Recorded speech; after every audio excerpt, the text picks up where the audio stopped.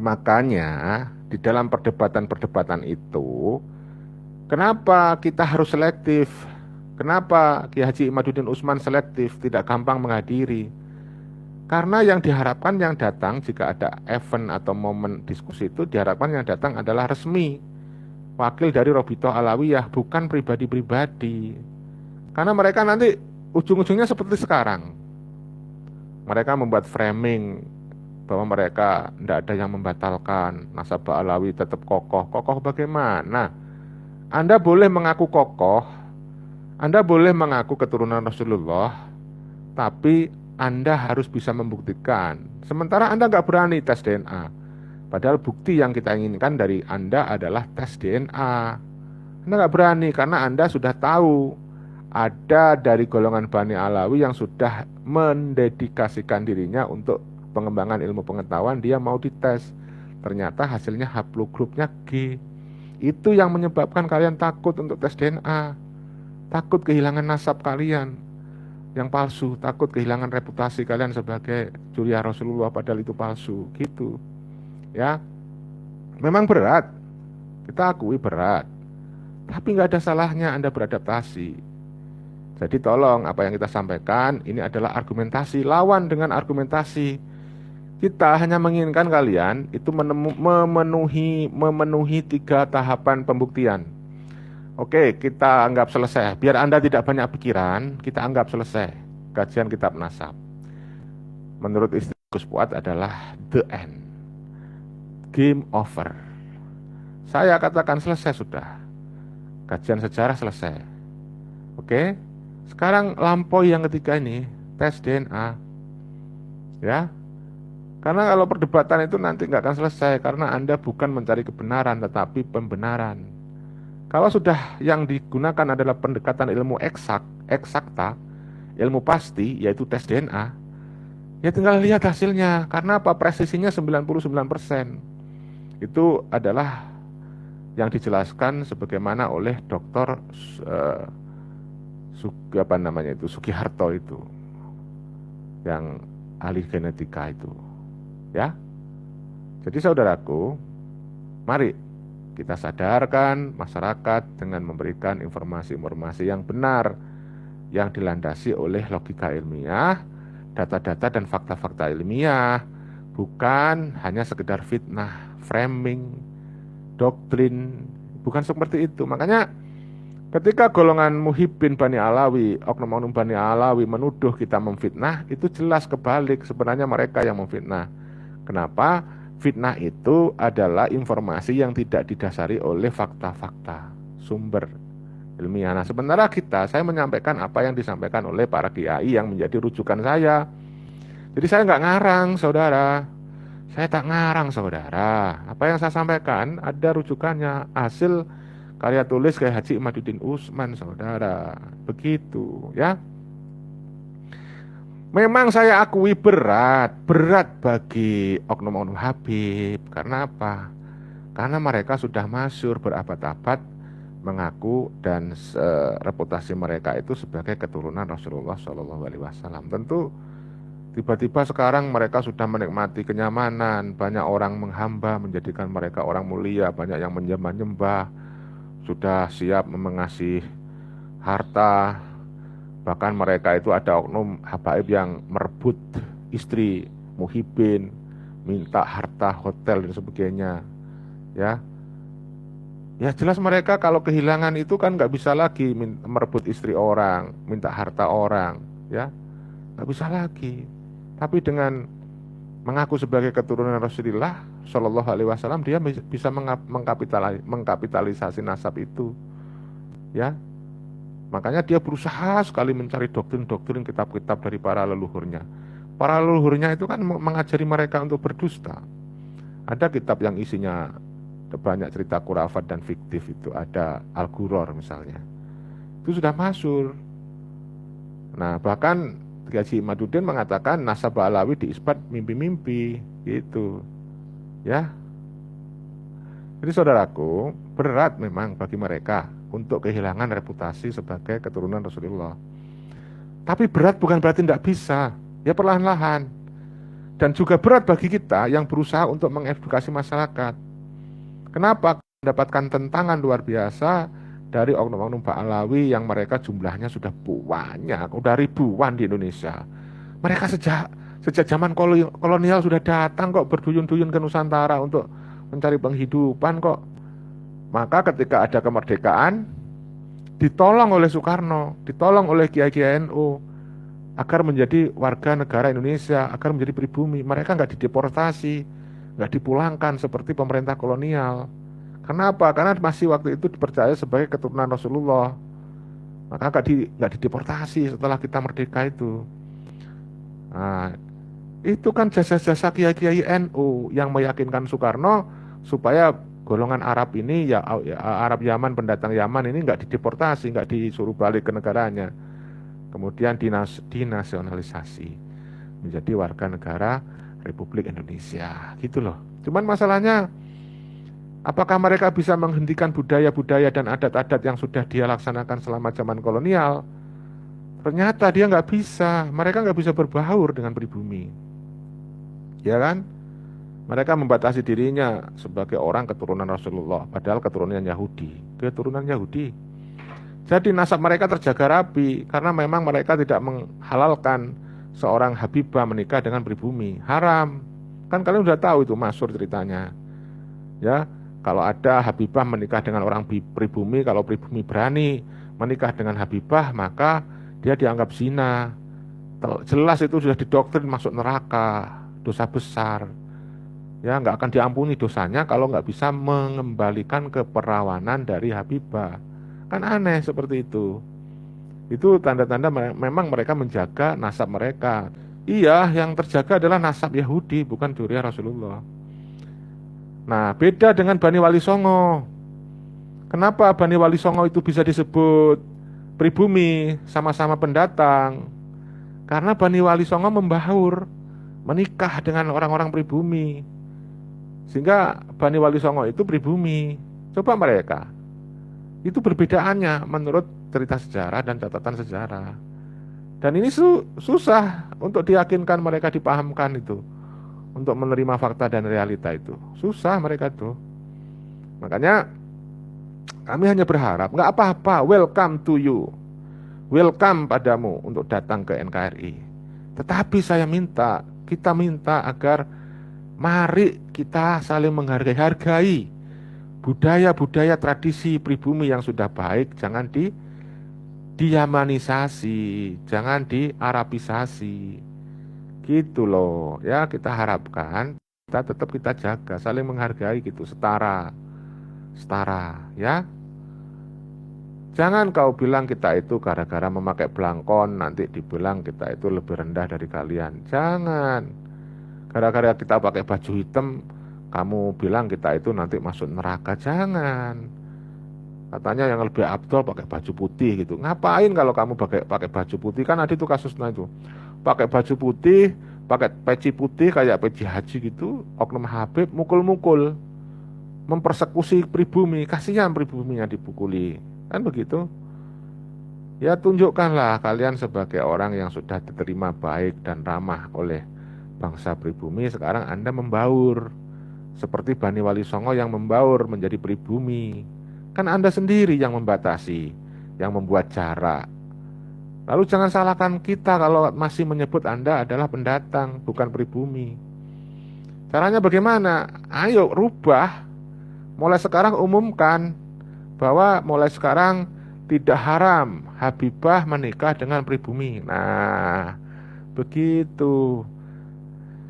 Tidak disebut zina Habibah menikah dengan pria pribumi. Nah begitu, itu baru kesetaraan. Ya bukannya saya pengen dapat Habibah. Banyak orang-orang pribumi, putri-putri pribumi yang cantik-cantik, saudara, berakhlakul karimah. Itu ada di konten saya tuh, lihat tuh di video shot. Itu ada itu di video shot, saya kebetulan dapat kiriman dari teman-teman itu, apa ya, berbagai karnaval yang menggambarkan bagaimana busana pribumi itu keren-keren, enggak seperti budaya busana mereka itu. Ya mohon maaf, saya tidak bermaksud merendahkan loh ya, Tapi ini kan saya ingin memuja dan memang bagus kok karya pribumi kita dalam desain mode baju ya. Tonton tuh di video shot ya, saudara. Bagaimana? Baiklah, kayaknya kalian udah capek itu mendengar ya. Oke. Ya, jadi intinya kita ingin mengajak berjuang untuk memperjuangkan kesetaraan di NKRI supaya bangsa kita itu tidak ada yang tetap bermental inlander. Namun kita sudah zaman merdeka loh yo. NKRI sudah 78 tahun merdeka. Kok masih ada bermental inlander kalau nggak karena korban doktrin yang sesat? Kalian semuanya itu punya hak untuk merdeka gitu loh. Ini ada beberapa komentar yang baik ya. Hah? Ini banyak kiai keturunan Wali Songo dan kerajaan Islam. Ya, belum ada Pak Alawi. Ya, memang Pak Alawi itu hadir kan abad ke-18, 19-an saudara. Jadi ketika gencar-gencarnya perlawanan pribumi kepada kolonial Belanda, kan kolonial Belanda keteteran tuh bagaimana melawan pribumi yang Bani Wali Songo tuh. Akhirnya mendatangkan Oknum Habib dari Yaman untuk membuat fatwa, membantu apa tuh? Membantu Belanda untuk mengalahkan perjuangan dan melemahkan perjuangan Bani Wali Songo. Ya, jadi saudaraku, ini ada cerita sedikit ya, cerita sejarah ini perlu saya ungkap sedikit aja. Sebenarnya udah sering saya ungkap, tapi mungkin ada yang baru nonton video ini ya. Jadi, rivalitas Bani Wali Songo dengan Bani Alawi itu sudah terjadi sejak zaman kolonial. Ketika Belanda menjadikan Bani Alawi itu sebagai bemper mereka, antek-antek mereka, kaki tangan mereka ya, jongosnya mereka untuk melawan Bani Wali Songo. Kan yang melawan Belanda dalam perjuangan itu perang itu kan Bani Wali Songo.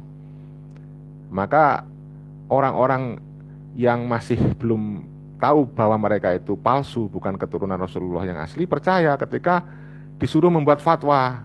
Ayo buat fatwa bahwa perjuangan melawan Belanda itu adalah haram, dosa.